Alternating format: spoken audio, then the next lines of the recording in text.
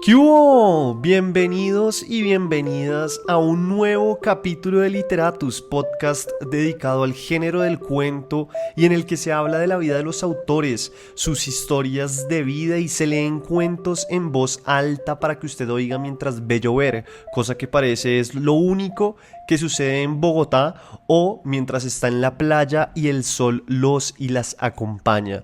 Mi nombre es Federico Baraya Galán, o como me conocen por la calle y en TikTok también, el man de los cuentos. Claro que en TikTok lo que hago es leer poesía, ya sería como el man que lee cosas en voz alta. Llegamos al último autor de este mes de terror, luego de conocer sobre Shirley Jackson y sus historias de brujas, de Chuck Palahniuk y su escritura que llena de pesadillas, y también de Margaret Atwood y las historias futuristas que nos llenan de terror por esos posibles futuros.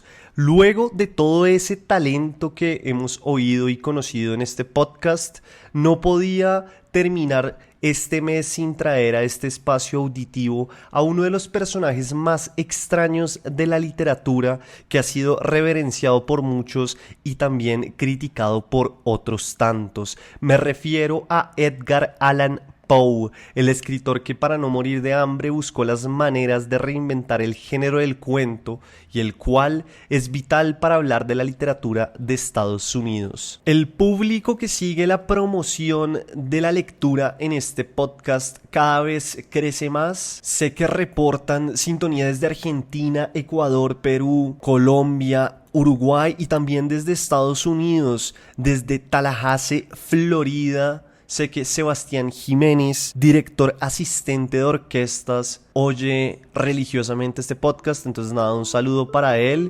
y bienvenidos a este 9º capítulo de Literatus.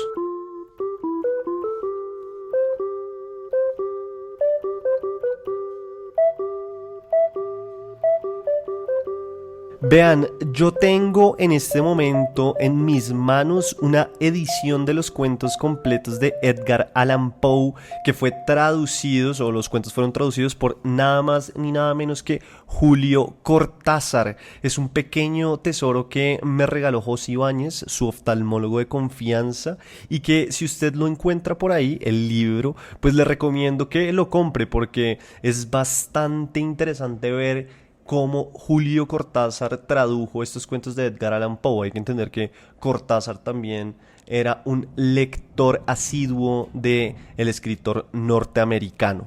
Oigan, dicen que Poe fue pobre toda la vida. Hay una frase que quién sabe si es cierta, pero la quería traer acá para que lo oyeran, que dice: te envié un cuento original, postdata, soy pobre. Así, con esta frase cuentan, es que Edgar Allan Poe se acercaba a los editores para que le publicaran. Pobreza que lo acompañaría a través de toda su vida y que las pocas veces que lograba tener algo de dinero lo gastaba en apuestas y alcohol. Igual, antes de entrar en esa parte de su vida, hay que decir que este autor nació en Boston el 19 de enero de 1809.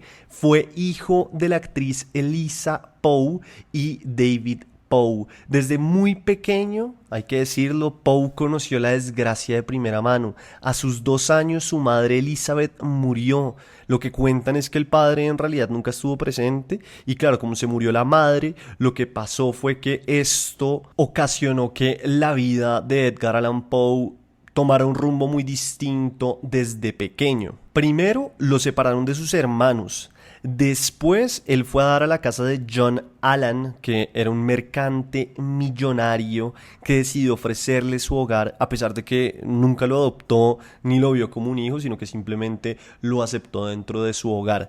Y ahí, pues Edgar Allan Poe conoció la riqueza ajena que nunca, a través de toda su vida, nunca le iba a tocar, ni le iba a pertenecer, ni le iba a caer un pedacito, nada. John Allan, cuentan además, nunca lo quiso, y a pesar de que Poe coge el apellido del mercante, uno ve que siempre en los cuentos y en sus escritos Edgar Allan Poe firmaba como Edgar A. Poe, solo con la A, para dar a entender de alguna u otra manera, o eso es lo que dicen los que han investigado a Edgar Allan Poe, que lo hacía para mostrar que tampoco él era orgulloso de haber estado o de haber sido parte de la familia de John Allan. Cuentan entonces que por la bonanza del tabaco en Inglaterra, los Allan se van a buscar más riqueza a este país. Esto es importante porque allá Edgar Allan Poe empieza a conocer la literatura inglesa, que sería más adelante vital para su estilo y para las influencias de escritura que él tuvo. Después de algunos malos negocios en Inglaterra, los Allan quiebran y tienen que volver a Virginia, y es ahí, en la pobreza de esta familia adoptiva o no adoptiva, cuando Edgar Allan Poe, con 15 años, decide convertirse en poeta y empieza a mostrarle a la gente los versos que escribe. Después, en su primera universidad en Virginia, Poe se vuelve adicto al alcohol y a las apuestas. Como les digo, este va a ser un tema principal en su vida. En esa época, en la universidad, Poe llegó a deber más de $2,000, que en esa época eso debía ser demasiada plata. Y la única solución que encontró Edgar Allan Poe para que no lo metieran preso o lo mataran fue enlistarse en el ejército de los Estados Unidos bajo otro nombre. ¿Por qué? Pues porque Poe fue a buscar que su padre adoptivo o no adoptivo le prestara plata o le solucionara este problema, y lo que le dijo el mercante fue que no le iba a ayudar para nada. Entonces Edgar Allan Poe dice, bueno, me toca hacer algo, y se enlista en el ejército de los Estados Unidos, pero lo hace bajo otro nombre, bajo el nombre de Edgar A. Perry. Mientras esperaba que lo asignaran a algún pelotón, el autor se va a vivir a Baltimore con su tía, una prima y su abuela. Dicen que Poe era un mentiroso compulsivo, y ya veremos por qué se dice esto de él. Es tremendo, pero hay demasiadas historias alrededor de este autor. Es común, por ejemplo, encontrar comentarios de gente en internet diciendo que Edgar Allan Poe sufría de enfermedades mentales, que pues en realidad no sé si sea cierto o un cuento chino, pero es algo que uno ve mucho en internet, y siempre acompañan estas historias de esas enfermedades mentales del autor con esa imagen en la que se le ve con un bigote y una mirada macabra. El primer cuento que le publicaron a Poe se llamó Metzengerstein. Luego ganaría por fin plata por la escritura, dinero, a pesar de que cuando ya había escrito Metzengerstein y el primer cuento que le da plata, que no es este sino que es MS Found in a Bottle, pues Poe ya tenía un libro de poemas publicado y tenía este cuento que les digo ya publicado, pero solo hasta que escribió MS Found in a Bottle fue que empezó a ganar plata. Con ese cuento se ganó un concurso en el cual ganó $50, y todo gracias a la revista Saturday Visitor.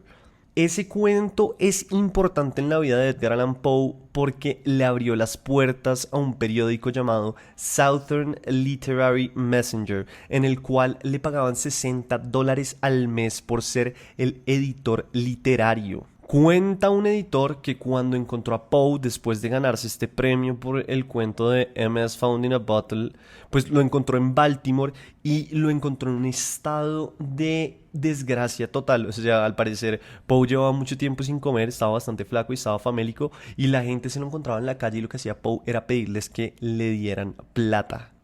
Allá también, antes de que se fuera por distintas peleas que tuvo, es decir, en el Southern Literary Messenger, solía decirle a la gente, esto es Edgar Allan Poe con sus mentiras, vean, eso es lo que cuentan, le decía a la gente que desde que él se había convertido en el editor de la revista, los lectores habían aumentado en más de un 100%, lo cual en el New Yorker dicen que pues no era cierto, sino que era una más de las mentiras que hacía Edgar Allan Poe, que lo hacía todo con el fin de ganarse un espacio dentro del mundo literario en esa época. A los 27 años, Edgar Allan Poe se casó con su prima. Acuérdense que yo les conté que cuando él se enlista para irse al ejército, antes de que lo manden a algún pelotón, él se va a vivir con la tía, la abuela y una prima. Bueno, él se casa con esa prima que se llama Elizabeth y que tan solo tenía 13 años cuando se casan. O sea, Poe tenía 27 y la prima 13 años. Vea pues, también dicen que el autor prefería no decir la verdad frente a la edad de su esposa y prima, y solía decir que tenía en realidad 21 años, pues cuando sabemos que tenía 13. De ahí, después de malas relaciones y problemas, y en esa época su primera novela y única, que se llama The Narrative of Gordon Arthur Pym, iba a ser publicada, pero a Poe le sucede algo, y es que en la época que él vivió hubo una situación económica muy grave que hizo, por ejemplo, que lo que era un libro que costaba en su momento, no sé, $4, empezó a costar 50 centavos. Entonces, cuando sucede esto, la editorial que estaba encargada de sacar The Narrative of Gordon Arthur Pym decide cancelar ese proyecto. Entonces, como pueden ver hasta acá, la vida de Edgar Allan Poe ya venía cargada de muchos temas problemáticos. Era alcohólico, era mentiroso, estaba casado con su prima de 13 años, le costaba mucho conseguir que lo publicaran, había estado en revistas literarias y estaba en revistas literarias, es más, él es o fue un crítico literario muy importante de la época. Claro que hay distintas versiones. Están los que dicen que Poe era un crítico literario feroz y con malas intenciones porque, según estas personas, tenía envidia de muchos de los autores, pero también está el otro lado que dicen que lo que hizo el autor fue elevar el nivel de la crítica y la creación literaria.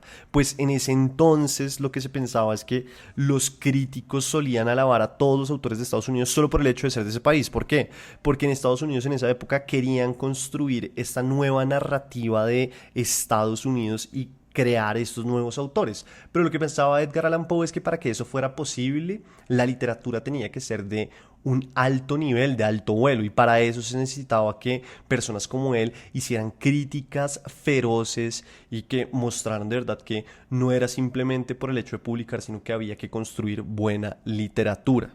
A Poe también, y esta a mí me parece increíble, le adjudican el género de detectives. Claro, hay también escritores, y esto se habla a veces en los talleres de escritura, que le adjudican el género de detectives en realidad a Edipo Rey. Pues que si usted se ha leído esa obra, sabe que Edipo mata a su padre, que es el rey, y después se dedica a buscar, pues él no sabe que era su padre y que era el rey, y después se dedica a buscar quién pudo haber sido el que lo mató, y cuando lo descubre, pues se saca los ojos. Entonces dicen que eso tiene también la forma y la estructura de lo que podría ser el género de detectives. Entonces, en los talleres de escritura a veces se habla que ese podría ser la primera historia que habla de este género, pero Poe y el género detectives también están relacionados. Lo que les digo, se dice que Poe fue el que lo inventó y lo hizo con un cuento y un personaje que se llama C. Auguste Dupin, que salen cuentos como The Murders in the Rue Morgue, que son cuentos que influenciaron después autores como Conan Doyle, que es el autor de Sherlock Holmes, y dicen que hasta a la misma Agatha Christie, y en un artículo llegan a decir que series como House se inspiran en este primer detective que construyó Edgar Allan Poe. Y entre esta vida de excesos de Edgar Allan Poe, la pobreza y las peleas de egos, pues lo cierto es que a él le tocó ver de todas las maneras posibles cómo podía subsistir. Y cuando escribió The Golden Bug, que es uno de sus cuentos más famosos, primero, vean esto, primero fue y lo vendió por $40 porque estaba desesperado. Pues supongo que necesitaba comer, necesitaba la plata. Entonces fue y lo vendió por $40 con un amigo editor que tenía. Y cuando lo vendió, al poco tiempo oyó que había un concurso que pagaba $100. Entonces el man dijo, no, no, no, no, ¿cómo así? Y fue, buscó a su amigo editor, compró el cuento de vuelta y participó en el concurso de cuentos. ¿Y ustedes qué creen? ¿Que el man se ganó los $100 o perdió? Bueno, si pensaron que se ganó los $100, se los ganó. Entonces el man pasó de tener $40 a tener 100. Y ese cuento es uno de los más famosos de Edgar Allan Poe. Y esto nos trae como a la influencia o lo que hizo Edgar Allan Poe por el género del cuento. Si ustedes recuerdan lo que les dije en el primer episodio de este podcast de Literatus, en el cual hablé sobre Horacio Quiroga, recordarán que les conté que a Quiroga lo llaman el Edgar Allan Poe de América Latina, porque asemejan lo de este autor o lo que hizo acá en Latinoamérica con lo que hizo Poe en su momento por el género del cuento en Estados Unidos. Los teóricos del cuento normalmente le dirán que Poe hizo una ruptura entre el cuento clásico y el cuento contemporáneo, pues este autor creó una serie de reglas para construir cuentos poderosos distintos a los que se venían construyendo. Lo primero que decía el autor es que de las miles impresiones o efectos que puede generar un cuento o un relato en el lector, uno tiene que escoger, o el autor tiene que escoger, cuál va a seleccionar. Y eso significa entonces que el autor de cuentos se convierte en un artesano que tiene que dejar a un lado todo lo que no contribuye al efecto que se desea con el artefacto perfecto que debe ser un cuento. También empezó a escribir cuentos que, por ejemplo, desde las primeras líneas ya planteaban la tensión del relato, y esto va de la mano con lo que les decía ahorita. Y Edgar Allan Poe, si ustedes miran su obra y sus cuentos, tiene muchas primeras frases famosas que hoy en día son ejemplos de estudio en talleres de escritura y de las cuales Julio Cortázar solía hablar. Hay uno en específico que Julio Cortázar pone de ejemplo para mostrar cómo desde la primera frase ya Edgar Allan Poe está metiendo en problemas al lector, porque el personaje principal lo que le está diciendo es que tiene que vengarse pues de otro personaje que hay en el cuento, y de esa forma pues el lector, o lo que intentaba Edgar Allan Poe, es decirle al lector como: oiga, no se vaya, quédese, venga, lo engancho porque lo que se viene es bastante bueno.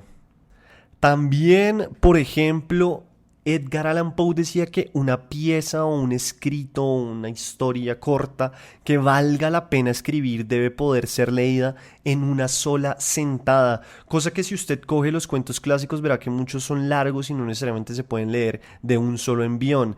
Esto además porque Poe se dio cuenta de que cada vez había más gente que podía leer y que la literatura no tenía que ser entonces tan solo para las personas más cultas, sino que estas historias tenían que responder a realidades de la época, y de esa forma la gente se iba a fidelizar a su forma de escritura. Pero imagínense, a pesar de que el man hizo todo esto, el primer editor que leyó El corazón delator, que es ese cuento que es un clásico de colegio y de la literatura, por lo menos yo recuerdo que lo conocí cuando estaba en el colegio y estaba dentro de una de esas colecciones de literatura que le daban a uno y que uno podía pues leer el cuento, después le hacían preguntas y después había también como un análisis corto. Bueno, en esos libros normalmente está este cuento. Ese cuento es un clásico, si no lo ha leído léalo, es buenísimo, es muy corto. Lo cierto es que cuando él le entrega ese cuento a este editor, el editor le dice que no, que le rechaza el cuento. ¿Por qué? Porque le pareció que era un cuento demasiado ruidoso. Como siempre les digo a los autores, uno puede darse cuenta que los rechazan en todas partes, y los autores tienen que acostumbrarse también a eso, a que lo rechacen una y otra vez. Poe murió en 1849 e igual que toda su vida, la muerte también está repleta de historias. Dicen que el autor, en su danza macabra con el alcohol, llegó un día a un bar y cuando el bartender fue a verlo, lo encontró desmayado. 4 días después murió. Bueno, en realidad en esa época no era un bartender, sino un cantinero. El cuento que les traigo hoy se llama La Máscara de la Muerte Roja, y es un cuento el cual a mí me sitúa en la pandemia. Óigalo y verá, y me dice si también lo sitúa un poco en la pandemia. También sería bueno si lo oye y encuentra esto que estamos hablando de Edgar Allan Poe, si usted se da cuenta de que el tipo le mete la tensión y genera estos efectos que dice que tenían que generar los cuentos, y si le parece que las reglas que él creó van de la mano con este cuento.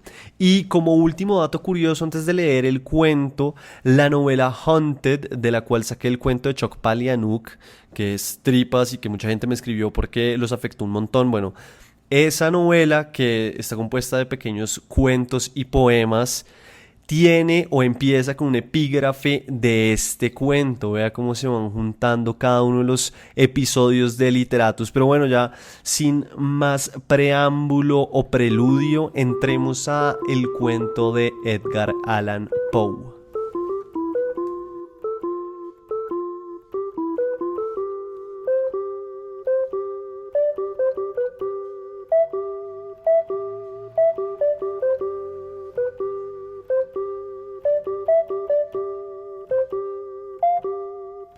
La Máscara de la Muerte Roja, por Edgar Allan Poe. La muerte roja había devastado al país durante largo tiempo. Jamás una peste había sido tan fatal y tan espantosa. La sangre era su encarnación y su sello, el rojo y el horror de la sangre. Comenzaba con agudos dolores, un vértigo repentino, y luego los poros sangraban y sobrevenía la muerte. Las manchas escarlata en el cuerpo y la cara de la víctima eran el bando de la peste que la aislaba de toda ayuda y de toda simpatía, y la invasión, progreso y fin de la enfermedad se cumplían en media hora. Pero el príncipe próspero era feliz, intrépido y sagaz. Cuando sus dominios quedaron semidespoblados, llamó a su lado a 1000 robustos y desaprensivos amigos de entre los caballeros y damas de su corte, y se retiró con ellos al seguro encierro de una de sus abadías fortificadas. Era esta de amplia y magnífica construcción, y había sido creada por el excéntrico aunque majestuoso gusto del príncipe. Una sólida y altísima muralla la circundaba. Las puertas de la muralla eran de hierro. Una vez adentro, los cortesanos trajeron fraguas y pesados martillos y soldaron los cerrojos. Habían resuelto no dejar ninguna vía de ingreso o de salida a los súbitos impulsos de la desesperación o del frenesí. La abadía estaba ampliamente aprovisionada. Con precauciones semejantes, los cortesanos podían desafiar el contagio, que el mundo exterior se las arreglara por su cuenta. Entretanto, era una locura afligirse o meditar. El príncipe había reunido todo lo necesario para los placeres. Había bufones, improvisadores, bailarines y músicos. Había hermosura y vino. Todo eso y la seguridad estaban del lado de adentro. Afuera estaba la muerte roja. Al cumplirse el 5º o 6º mes de su reclusión y cuando la peste hacía los más terribles estragos, el príncipe próspero ofreció a sus 1000 amigos un baile de máscaras de la más insólita magnificencia. Aquella máscara era un cuadro voluptuoso, pero permitidme que antes os describa los salones donde se celebraba. Eran 7, una serie imperial de estancias. En la mayoría de los palacios la sucesión de salones forma una larga galería en línea recta, pues las dobles puertas se abren hasta adosarse a las paredes, permitiendo que la vista alcance la totalidad de la galería. Pero aquí se trataba de algo muy distinto, como cabía esperar del amor del príncipe por lo extraño. Las estancias se hallaban dispuestas con tal irregularidad que la visión no podía abarcar más de una a la vez. Cada 20 o 30 yardas había un brusco recodo y en cada uno nacía un nuevo efecto. A derecha e izquierda, en mitad de la pared, una alta y estrecha ventana gótica daba un corredor cerrado que seguía el contorno de la serie de salones. Las ventanas tenían vitrales cuya coloración variaba con el tono dominante de la decoración del aposento. Si, por ejemplo, la cámara de la extremidad oriental tenía tapicerías azules, vívidamente azules eran sus ventanas. La segunda estancia ostentaba tapicerías y ornamentos purpúreos, y aquí los vitrales eran púrpura. La tercera era enteramente verde, y lo mismo los cristales. La cuarta había sido decorada e iluminada con tono naranja, la quinta con blanco, la sexta con violeta, el 7º aposento aparecía completamente cubierto de colgaduras de terciopelo negro, que abarcaban el techo y las paredes, cayendo en pesados pliegues sobre una alfombra del mismo material y tonalidad. Pero en esta cámara, el color de las ventanas no correspondía a la decoración. Los cristales eran escarlata, tenían un profundo color de sangre. A pesar de la profusión de ornamentos de oro que aparecían aquí y allá o colgaban de los techos, en aquellas 7 estancias no había lámparas ni candelabros. Las cámaras no estaban iluminadas con bujías o arañas, pero en los corredores paralelos a la galería y opuestos a cada ventana se alzaban pesados trípodes que sostenían un ígneo brasero, cuyos rayos proyectábanse a través de los cristales teñidos e iluminaban brillantemente cada estancia. Producían en esa forma multitud de resplandores tan vivos como fantásticos, pero en la cámara del poniente, la cámara negra, el fuego que, a través de los cristales de color de sangre, se derramaba sobre las sombrías colgaduras, producía un efecto terriblemente siniestro y daba una coloración tan extraña a los rostros de quienes penetraban en ella, que pocos eran los bastante audaces para poner allí los pies. En este aposento, contra la pared del poniente, se apoyaba un gigantesco reloj de ébano. Su péndulo se balanceaba con un resonar sordo, pesado, monótono, y cuando el minutero había completado su circuito y la hora iba a sonar, de las entrañas de bronce del mecanismo nacía un tañido claro y resonante, lleno de música. Mas su tono y su énfasis eran tales que, a cada hora, los músicos de la orquesta se veían obligados a interrumpir momentáneamente su ejecución para escuchar el sonido y las parejas danzantes cesaban por fuerza sus evoluciones. Durante un momento, en aquella alegre sociedad reinaba el desconcierto, y mientras aún resonaban los tañidos del reloj, era posible observar que los más atolondrados palidecían y los de más edad y reflexión se pasaban la mano por la frente, como si se entregaran a una confusa meditación o a un ensueño. Pero apenas los ecos cesaban del todo, livianas risas nacían en la asamblea, los músicos se miraban entre sí, como sonriendo de su insensata nerviosidad, mientras se prometían en voz baja que el siguiente tañido del reloj no provocaría en ellos una emoción semejante. Mas, al cabo de 60 minutos, que abarcan 3600 segundos del tiempo que huye, el reloj daba otra vez la hora, y otra vez nacía el desconcierto, el temblor y la meditación. Pese a ello, la fiesta era alegre y magnífica, el príncipe tenía gustos singulares. Sus ojos se mostraban especialmente sensibles a los colores y sus efectos, desdeñaba los caprichos de la mera moda. Sus planes eran audaces y ardientes, sus concepciones brillaban con bárbaro esplendor. Algunos podrían haber creído que estaba loco, sus cortesanos sentían que no era así. Era necesario oírlo, verlo y tocarlo para tener la seguridad de que no lo estaba. El príncipe se había ocupado personalmente de gran parte de la decoración de las 7 salas destinadas a la gran fiesta, y su gusto había guiado la elección de los disfraces. Grotescos eran estos, a no dudarlo. Reinaba en ellos el brillo, el esplendor, lo picante y lo fantasmagórico, mucho de eso que más tarde habría de encontrarse en Hernani. Veíanse figuras de arabesco con siluetas y atuendos incongruentes, veíanse fantasías delirantes como las que aman los maníacos. Abundaba allí lo hermoso, lo extraño, lo licencioso, y no faltaba lo terrible y lo repelente.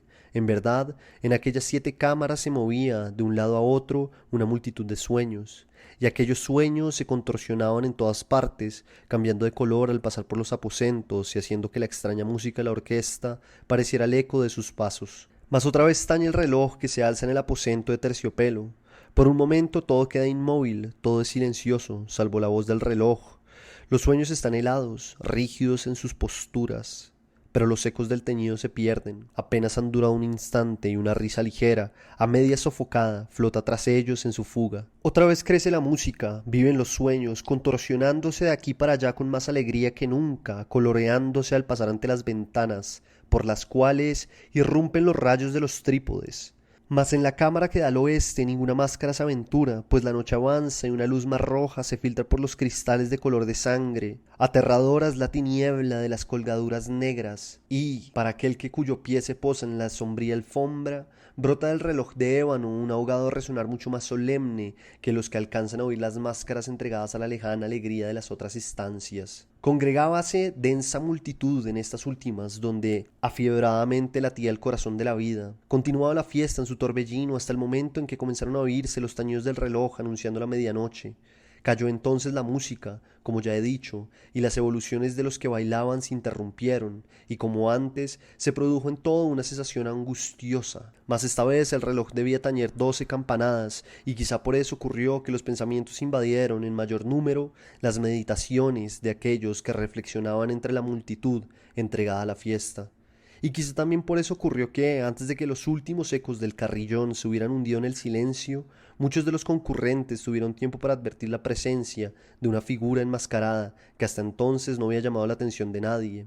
Y, habiendo corrido en un susurro la noticia de aquella nueva presencia, alzóse al final un rumor que expresaba desaprobación, sorpresa y, finalmente, espanto, horror y repugnancia. En una asamblea de fantasmas como la que acabo de describir es de imaginar que una aparición ordinaria no hubiera provocado semejante conmoción. El desenfreno de aquella máscara no tenía límites, pero la figura en cuestión lo ultrapasaba e iba incluso más allá de lo que el liberal criterio del príncipe toleraba. En el corazón de los más temerarios hay cuerdas que no pueden tocarse sin emoción. Aún el más relajado de los seres, para quien la vida y la muerte son igualmente un juego, sabe que hay cosas con las cuales no se puede jugar. Los concurrentes parecían sentir en lo más hondo que el traje y la apariencia del desconocido no revelaban ni ingenio ni decoro. Su figura alta y flaca estaba envuelta de la cabeza a los pies en una mortaja. La máscara que ocultaba el rostro se parecía de tal manera al semblante de un cadáver ya rígido, que el escrutinio más detallado se habría visto en dificultades para descubrir el engaño. Cierto, aquella frenética concurrencia podía tolerar, si no aprobar, semejante disfraz. Pero el enmascarado se había atrevido a asumir las apariencias de la muerte roja. Su mortaja estaba salpicada de sangre, y su amplia frente, así como el rostro, aparecían manchados por el horror escarlata. Cuando los ojos del príncipe Próspero cayeron sobre la espectral imagen, que ahora, con un movimiento lento y solemne como para dar relieve a su papel, se paseaba entre los bailarines, convulsionóse en el primer momento con un estremecimiento de terror o de disgusto, pero, al punto, su frente enrojeció de rabia. ¿Quién se atreve?, preguntó con voz ronca a los cortesanos que lo rodeaban. ¿Quién se atreve a insultarnos con esta burla blasfematoria? Apoderaos de él y desenmascaradlo, para que sepamos a quién vamos a ahorcar al alba en las almenas. Al pronunciar estas palabras, el príncipe Próspero se hallaba en el aposento del este, el aposento azul. Sus acentos resonaron alta y claramente en las 7 estancias, pues el príncipe era hombre osado y robusto, y la música acababa de cesar a una señal de su mano. Con un grupo de pálidos cortesanos a su lado hallábase el príncipe en el aposento azul. Apenas hubo hablado, los presentes hicieron un movimiento en dirección al intruso, quien en ese instante se hallaba a su alcance y se acercaba al príncipe con paso sereno y deliberado. Mas la indecible aprensión que la insana apariencia del enmascarado había producido en los cortesanos impidió que nadie alzara la mano para detenerlo, y así, sin impedimentos, pasó éste a una yarda del príncipe, y mientras la vasta concurrencia retrocedía en un solo impulso hasta pegarse a las paredes, siguió andando interrumpidamente, pero con el mismo solemne y mesurado paso que desde el principio lo había distinguido. Y de la cámara azul pasó a la púrpura, de la púrpura a la verde, de la verde a la anaranjada, desde esta a la blanca y de allí a la violeta, antes de que nadie se hubiera decidido a detenerlo. Mas entonces el príncipe Próspero, enloquecido por la rabia y la vergüenza de su momentánea cobardía, se lanzó a la carrera a través de los 6 aposentos, sin que nadie lo siguiera por el mortal terror que a todos paralizaba. Puñal en mano, acercóse impetuosamente hasta llegar a 3 o 4 pasos de la figura, que seguía alejándose, cuando ésta, al alcanzar el extremo del aposento de terciopelo, se volvió de golpe y enfrentó a su perseguidor. Oyóse un agudo grito, mientras el puñal caía resplandeciente sobre la negra alfombra y el príncipe Próspero se desplomaba muerto. Reuniendo el terrible coraje de la desesperación, numerosas máscaras se lanzaron al aposento negro, pero, al apoderarse del desconocido, cuya alta figura permanecía erecta e inmóvil a la sombra del reloj de ébano, retrocedieron con inexpresable horror al descubrir que el sudario y la máscara cadavérica, que con tanta rudeza había aferrado, no contenían ninguna forma tangible. Y entonces reconocieron la presencia de la muerte roja. Había venido como un ladrón en la noche, y uno por uno cayeron los convidados en las salas de orgía manchadas de sangre, y cada uno murió en la desesperada actitud de su caída. Y la vida del reloj de ébano se apagó con la del último de aquellos alegres seres, y las llamas de los trípodes expiraron, y las tinieblas, y la corrupción, y la muerte roja lo dominaron todo.